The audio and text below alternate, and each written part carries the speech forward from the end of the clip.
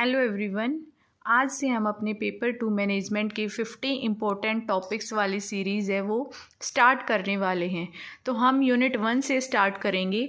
आपने previous video में देखा होगा, मैंने यूनिट 1 में जो इम्पोर्टेंट टॉपिक्स बताए हैं उनको ही हम कवर करेंगे। सबसे पहले देखते हैं मैनेजमेंट की डेफिनेशन। हेनरी फ्योल ने मैनेजमेंट की डेफिनेशन क्या दी है? To manage is to forecast and to plan, to organise, to command, to coordinate and to control. Different authors ने डिफरेंट डेफिनेशंस दी हैं, तो आप इससे गो थ्रू कर लेना कौन से ऑथर ने कौन सी डेफिनेशन दी है। वैसे तो इससे क्वेश्चन नहीं पूछा गया है, बस आपको बेसिक कंसेप्ट पता होना चाहिए कि मैनेजमेंट क्या होता है। जो इम्पोर्टेंट टॉपिक्स हैं मैं सिर्फ वही टॉपिक्स कवर करवाऊंगी इस वीडियो में। बाकी के टॉपिक्स आप अपने एंड से कवर कर सकते हो। नेक्स्ट इम्पोर्टेंट टॉपिक था हमारा मैनेजमेंट के रोल्स, मैनेजरियल रोल्स, या हम बोल सकते हैं रोल्स ऑफ अ मैनेजर, जो कि हेनरी मिंचबर्ग ने दिए थे 1973 में। ये आपसे पूछा जा सकता है कि मैनेजरियल रोल्स किसने दिए हैं, तो हेनरी मिंचबर्ग ने दिए थे, और बुक का नाम क्या था? The nature of managerial work. अब बात करते हैं अपने रोल्स की। सबसे पहले आते हैं interpersonal roles, informational roles and decisional roles. Interpersonal roles कौन से होते हैं? जो रिलेशन एस्टेब्लिश करने में हेल्प करते हैं। जो इंटरपर्सनल मतलब मैनेजर्स के और वर्कर्स के इंटर जो रिलेशन है, मतलब एक दूसरे के साथ जो रिलेशन है उसको इम्प्रूव करने में हेल्प करेंगे। सबसे पहले आता है इंटरपर्सनल रोल में हमारा फिगर हेड, मतलब एज एन एग्जाम्पल या एज अ रोल मॉडल वो एक्ट करते हैं दोनों के बीच में, वर्कर्स और मैनेजर्स के बीच में रिलेशनशिप को मैनेज करने के लिए। दूसरा आता है हमारा लीडर, लीडर मतलब लीड करना। देन आते हैं हमारा लाइजन, लाइजन जो है एज अ लिंक वर्क करता है इंटरनल और एक्सटर्नल इन्वॉल्वमेंट के बीच। उसके बाद आते हैं हमारे इंफॉर्मेशनल रोल्स। इंफॉर्मेशन मतलब जो हमें इंफॉर्मेशन प्रोवाइड कराएंगे। सबसे पहले मॉनिटर, जैसे क्लास में मॉनिटर का क्या काम होता है? इंफॉर्मेशन जो भी टीचर अपडेट देते हैं या जो भी अपडेट होता है वो आपको इन्फॉर्म करना या चेक करना कि वर्कर्स अच्छे से काम कर रहे हैं या नहीं कर रहे हैं।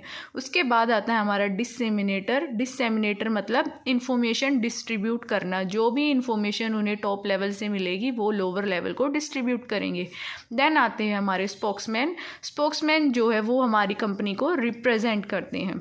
उसके बाद आते हैं हमारे डिसीजनल रोल्स। डिसीजनल रोल्स कौन से? जो डिसीजन लेंगे। तो सबसे पहले हमारे एंटरप्रेन्योर या ओनर भी हम उनको बोल सकते हैं। उसके बाद आएंगे हमारे डिस्टर्बेंस हैंडलर, मतलब अगर कोई डिस्टर्बेंस होता है वर्कर्स के बीच, कोई डिस्प्यूट हो जाता है तो उसको हैंडल करने के लिए भी हमें एक मैनेजर चाहिए। देन आता है रिसोर्स एलोकेटर, जो डिफरेंट रिसोर्सेज को एलोकेट करते हैं। और देन आता है नेगोशिएटर, मतलब एम्प्लॉयर और एम्प्लॉयज़ के बीच में नेगोशिएट करता है कि कुछ टर्म्स पे एम्प्लॉय एग्री करते हैं और कुछ टर्म्स पे एम्प्लॉयर एग्री करते हैं। देन आता है हमारा नेक्स्ट इंपॉर्टेंट टॉपिक जो है general management theories. Theory of scientific management के फादर जो हैं वो F.W. टेलर हैं। एडमिनिस्ट्रेटिव थ्योरी के फादर जो हैं वो हेनरी फ्योल हैं, जिन्होंने 14 प्रिंसिपल्स और POCCC वाला कंसेप्ट दिया था। टेलर ने time and motion study, differential piece rate plan, ये सब कंसेप्ट जो है वो टेलर ने दिए थे। देन आते हैं max weber. Max weber bureaucracy के लिए जाने जाते हैं, जिन्होंने ब्यूरोक्रेटिक थ्योरी दी थी जिसमें division of labour, formal structure और मैनेजमेंट बाय रूल्स ये आता है। देन आते हैं हमारे बिहेवियरल थ्योरी, जिसके जो ऑथर हैं वो है एल्टन मायो। इसमें हमारी psychological stimulus, better work environment कैसे हो सकती है, मतलब ह्यूमन बींग्स पे फोकस किया गया एल्टन मायो की बिहेवियरल थ्योरीज में। देन हमारी थ्योरीज़ का एवोल्यूशन कैसे हुआ था? सबसे पहले आई थी classical management theories, behavioural management theories, और उसके बाद आई थी modern management theories. Classical theories में कौन कौन सी थ्योरीज़ थी? ब्यूरोक्रेसी, मतलब जिसमें organisation as a system work करता था। देन आए हमारे एडमिनिस्ट्रेटिव, जो हेनरी फ्योल ने दी थी, जिसमें मतलब यूनिवर्सल गोल्स पे फोकस किया गया। देन आया हमारा साइंटिफिक मैनेजमेंट, जो F.W. टेलर ने दी है, जिसमें प्रोडक्टिविटी और एफिशिएंसी पे फोकस किया गया था। उसके बाद बिहेवियरल थ्योरीज, मतलब ह्यूमन बींग्स पे जो है वो इम्पोर्टेंस दी जाने लगी। क्लासिकल में क्या था कि ह्यूमन बींग्स को, एम्प्लॉयज़ को कोई इम्पोर्टेंस नहीं दी जाती थी, उन्हें बस काम से मतलब था। जबकि बिहेवियरल थ्योरीज़ में जो एम्प्लॉयज़ हैं उनको सेटिस्फाई करना, उनकी नीड्स को देखना, इस पे कंसर्न किया गया।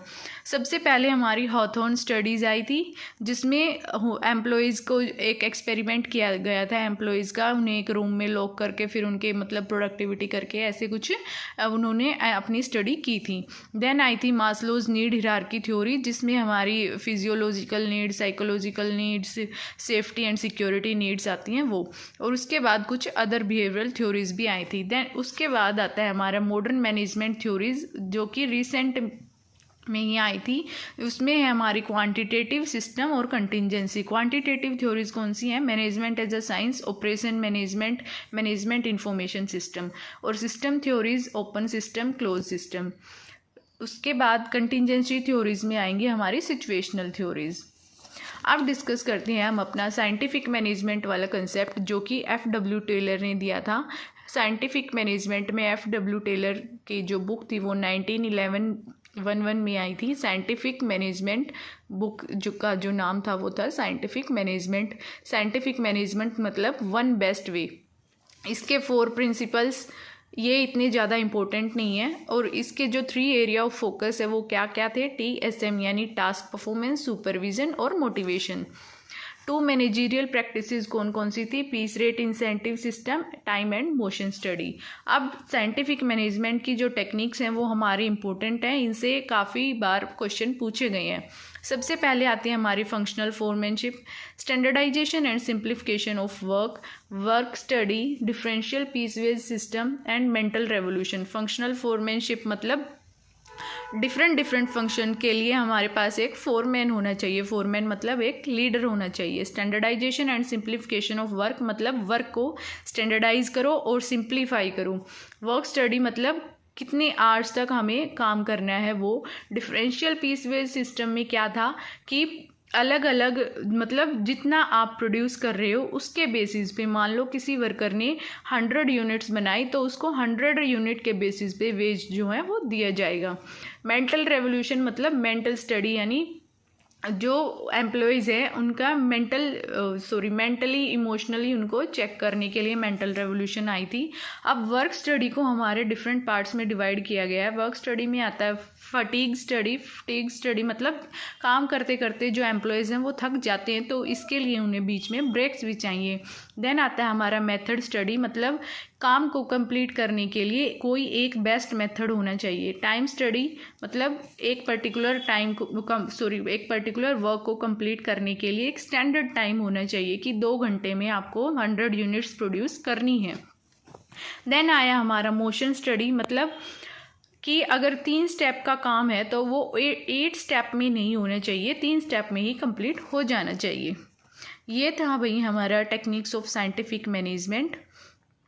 इसके बाद हमारा नेक्स्ट टॉपिक है फंक्शनल फोरमैनशिप मतलब एक जो है मैनेजर होना चाहिए तो उसको कैसे डिवाइड किया गया है। फैक्ट्री मैनेजर को 2 पार्ट्स में डिवाइड किया गया है, planning incharge, production incharge. Planning incharge में कौन कौन आएंगे? रूट क्लर्क कौन? जो रूट बताएगा। इंस्ट्रक्शनल क्लर्क मतलब जो इंस्ट्रक्शंस प्रोवाइड करेगा। टाइम एंड कॉस्ट क्लर्क मतलब जो शेड्यूल और बजट प्लान करेगा वो। शॉप डिसिप्लिनियन मतलब जो रूल्स और रेगुलेशंस बताएगा वो।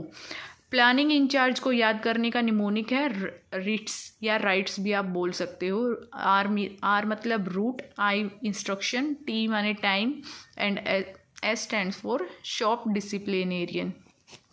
प्रोडक्शन इंचार्ज को याद करने का निमोनिक क्या है? Sir G. सर एस मतलब स्पीड बॉस, आई मतलब इंस्पेक्टर जो मतलब क्वालिटी चेक करेंगे वो। स्पीड बॉस मतलब वो काम की स्पीड को चेक करेंगे कि किस स्पीड में वर्कर्स जो है काम कर रहे हैं। देन आएगा आर यानी रिपेयर बॉस मतलब कोई भी इक्विपमेंट में या किसी भी मशीन में कोई ख़राबी आ जाती तो उसको ठीक करने के लिए हमें रिपेयर मैकेनिक भी चाहिए वो।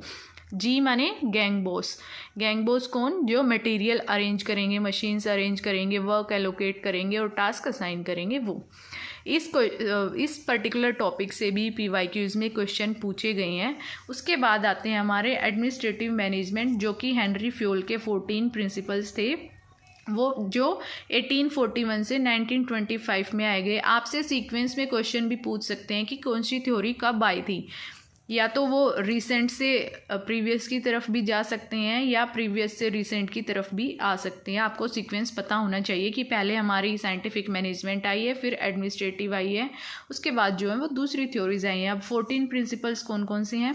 Division of work, authority and responsibility, discipline, unity of command, unity of direction, subordination of individual interest, remuneration, centralisation, scalar chain, order मतलब right place for everything, equity, fair treatment मिलना चाहिए सारे employees को, stability of tenure of personnel, job security चाहिए भैया employees को। Obviously अगर हम काम कर रहे हैं तो हमारे पास जॉब सिक्योरिटी होनी ही चाहिए। इनिशिएटिव यानी freedom to employees for participation, employees को भी पार्टिसिपेट करने के लिए फ्रीडम होनी चाहिए। एस्प्रिट डी कोर्प्स मतलब टीम स्पिरिट, सारे एम्प्लॉयज़ जो हैं वो एज एक टीम में काम करेंगे, एज अ टीम काम करेंगे। इनको मैं डिटेल में एक्सप्लेन इसलिए नहीं कर रही हूँ क्योंकि हमने ये 11th-12th क्लास में भी पढ़े हैं, हमने ग्रेजुएशन में भी पढ़े हैं और इवन पोस्ट ग्रेजुएशन में भी पढ़े हैं। तो आई एम होपिंग कि आपको 14 प्रिंसिपल्स तो आते ही होंगे। और अगर आपको 14 प्रिंसिपल्स भी नहीं आते ना तो फिर तो भाई बेड़ा गर्क वाली बात हो जाती है, क्योंकि ये बेसिक टॉपिक है मैनेजमेंट का जो मतलब हर बच्चे को आना ही चाहिए। उसके बाद आती है हमारे 6 मैनेजीरियल एक्टिविटीज़ जो कि फ्योल ने ही दी हैं। वो कौन कौन सी हैं? Technical activities, commercial, financial, security, accounting and management activities. बाद आती है हमारी मैक्स वेबर की ब्यूरोक्रेटिक थ्योरी। ब्यूरोक्रेटिक थ्योरी में क्या था कि अथॉरिटेटिव मतलब एक टाइप का हम बोल सकते हैं कि सिर्फ मैनेजमेंट का ही रोल था, एम्प्लॉयज़ पे कोई फोकस नहीं किया गया। जितना मैनेजर चाहे उतना आपसे प्रोडक्शन करवा सकता है। मैनेजमेंट को एम्प्लॉयज़ को एक तरह से एक्सप्लॉइट किया जाता था ब्यूरोक्रेटिक थ्योरी में। ब्यूरोक्रेटिक थ्योरी के प्रिंसिपल्स क्या क्या थे? अथॉरिटी हिरार्की मतलब अथॉरिटेटिव सिस्टम था कि जो टॉप लेवल वाले हैं उनकी मतलब सारी बातें मानी जाएंगी, मैनेजमेंट की ही, एम्प्लॉयज़ का कोई रोल नहीं था। फॉर्मल रूल्स और रेगुलेशंस थे, डिवीज़न ऑफ लेबर था, career orientation impersonally, formal selection process मतलब जो सिलेक्शन प्रोसेस था वो भी फॉर्मल था।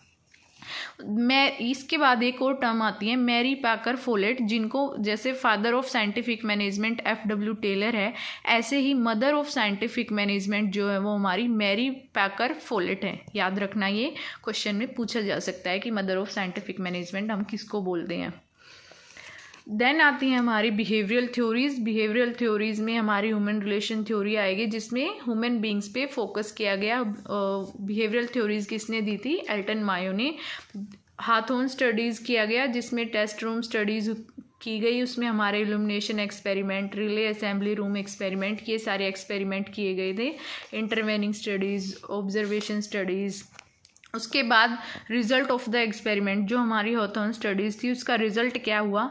इनफॉर्मल ग्रुप्स, जब हमने एम्प्लॉयज़ को एक रूम में लॉक कर दिया तो इनफॉर्मल ग्रुप बनने लगे, मतलब एम्प्लॉयज़ एक दूसरे के साथ इंटरेक्ट करने लगे।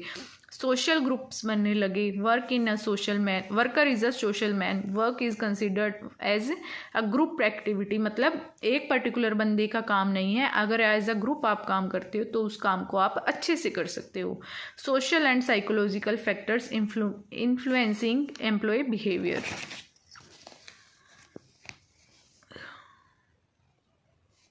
देन आती है हमारी मॉडर्न थ्योरीज जिसमें हमारी सिस्टम अप्रोच आई थी जो कि 1960 में आई थी। सिस्टम अप्रोच क्या कहती है कि organisation is a system, organisation जो है वो एक सिस्टम है, वो इनपुट प्रोसेस आउटपुट के बेसिस पे वर्क करता है। अब सिस्टम के टाइप्स क्या है? Close system, open system, general system, specialised system.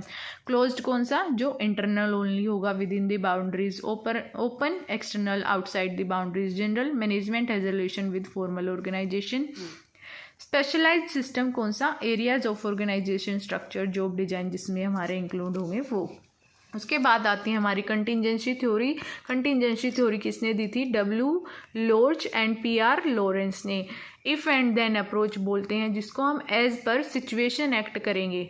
Rebel hypothesis क्या है? Workers are disorganised rabble of individuals. Then आई हमारी क्वांटिटेटिव थ्योरी या मैथमेटिकल बोल सकते हैं जिसमें हमारी मैनेजमेंट एज ए साइंस आई, ऑपरेशन मैनेजमेंट आई जो हम अपनी यूनिट 8 में पढ़ते हैं, और हमारे मैनेजीरियल इंफॉर्मेशन सिस्टम जो कि यूनिट 9 का पार्ट है। देन आता है एक और important topic span of control. Span of control का जो कंसेप्ट जो वो है ऑथर है वो कौन है, Ian Standish, the soul and body of army, ये बुक का नाम याद रखना। स्पैन ऑफ कंट्रोल क्या होता है कि मतलब एक पर्टिकुलर बंदे के अंदर कितने एम्प्लॉयज़ या वर्कर्स आएंगे जिनको वो कंट्रोल करेगा। स्पैन ऑफ कंट्रोल हमारा नैरो भी हो सकता है और वाइड भी हो सकता है। नैरो स्पैन ऑफ कंट्रोल मतलब मैनेजर जो टोल स्ट्रक्चर जिसको हम बोल सकते हैं, जिसमें कम ही वर्कर्स होते हैं मैनेजमेंट के अंडर, और वाइड स्पैन फ्लैट यानी एक मैनेजर के अंडर डिफरेंट मैनी वर्कर्स जो हैं वो काम करते हैं। देन आता है हमारा टॉपिक सेंट्रलाइजेशन और डिसेंट्रलाइजेशन। सेंट्रलाइजेशन मतलब एक जो प्रॉपर सेंट्रल मतलब एक जो सेंट्रल अथॉरिटी है उसके हाथ में ही सारी पावर है, वही सारे रूल्स रेगुलेशंस बनाएगा। डिसेंट्रलाइजेशन मतलब हमने अथॉरिटी को डिस्ट्रीब्यूट कर दिया है। देन आता है हमारा टॉपिक डेलीगेशन। डेलीगेशन क्या होता है, वर्क को डेलीगेट करना, अपने सबॉर्डिनेट्स को हम वर्क डेलीगेट करते हैं तो उसको बोलते हैं हम डेलीगेशन। इसके बाद हमारा नेक्स्ट टॉपिक है वो है अथॉरिटी, रिस्पॉन्सिबिलिटी और अकाउंटेबिलिटी का डिफरेंस। अथॉरिटी क्या होती है, मतलब राइट टू कमांड, और रिस्पॉन्सिबिलिटी क्या है, हमारी ओब्लिगेशन है किसी पर्टिकुलर टास्क को परफॉर्म करने के लिए, और अकाउंटेबिलिटी क्या है, आप उस काम के लिए उत्तरदायी हो यानी अकाउंटेबल हो। वो डेलीगेशन, अथॉरिटी को हम डेलीगेट कर सकते हैं, रिस्पॉन्सिबिलिटी को पूरा कंप्लीटली डेलीगेट नहीं कर सकते, कुछ हद तक हम इसको डेलीगेट कर सकते हैं, और अकाउंटेबिलिटी को तो हम डेलीगेट कर नहीं सकते, can not be delegated at all. Origin, authority जो है वो हमारी फॉर्मल पोजीशन से अराइज होती है, रिस्पॉन्सिबिलिटी हमारी arises from delegated authority and accountability arises from responsibility. Flow, जो अथॉरिटी है वो डाउनवर्ड फ्लो करती है सुपीरियर से सबऑर्डिनेट की तरफ, और जो रिस्पॉन्सिबिलिटी है वो अपवर्ड फ्लो करती है सबऑर्डिनेट से सुपीरियर की तरफ, यानी जो सबऑर्डिनेट यानी जो वर्कर है वो रिस्पॉन्सिबल है किसके लिए, सुपीरियर को अपना जो मतलब काम मिला है उसके लिए वो रिस्पॉन्सिबल है। अकाउंटेबिलिटी भी हमारी अपवर्ड फ्लो करती हैं सबऑर्डिनेट टू सुपीरियर।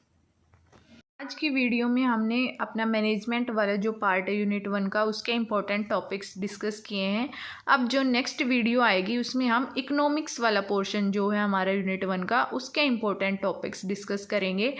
पेपर 2 की वीडियोस आपको अल्टरनेट डेज पे मिलेंगी, जैसे आज संडे है तो इस वीडियो का नेक्स्ट पार्ट यानी यूनिट 1 का सेकेंड पार्ट हम ट्यूसडे को डिस्कस करेंगे। इसकी वीडियो आपको ट्यूसडे को मिलेगी, क्योंकि पेपर 1 और पेपर 2 दोनों साथ में मैनेज करना इतना इजी नहीं है, और काफ़ी मतलब मेरे लिए इतनी जल्दी पेपर 1 और पेपर 2 दोनों को साथ में कराना पॉसिबल नहीं है, क्योंकि घर की भी रिस्पॉन्सिबिलिटीज़ हैं और काम भी है, छोटा बच्चा भी है, सब मैनेज करना इतना इजी नहीं है। बट आपको अल्टरनेट डेज पे पेपर 2 की वीडियोस मिलेंगी, जिसमें हम हमारी जो भी इम्पोर्टेंट टॉपिक्स मैंने बताए हैं वो तो हम डेफिनेटली कवर करेंगे ही, और एग्ज़ाम से पहले हम हमारे PYQs भी डिस्कस करेंगे। पेपर 2 के PYQs की वीडियोस भी आपको मिलेंगी। अगर आपको नोट्स चाहिए तो आप टेलीग्राम चैनल ज्वाइन कर सकते हो। टेलीग्राम चैनल का लिंक आपको चैनल की बायो में मिल जाएगा, या फिर आप टेलीग्राम पे मैनेजमेंट विद सोनिया सर्च करना, आपको मेरे टेलीग्राम का चैनल मिल जाएगा। Thank you.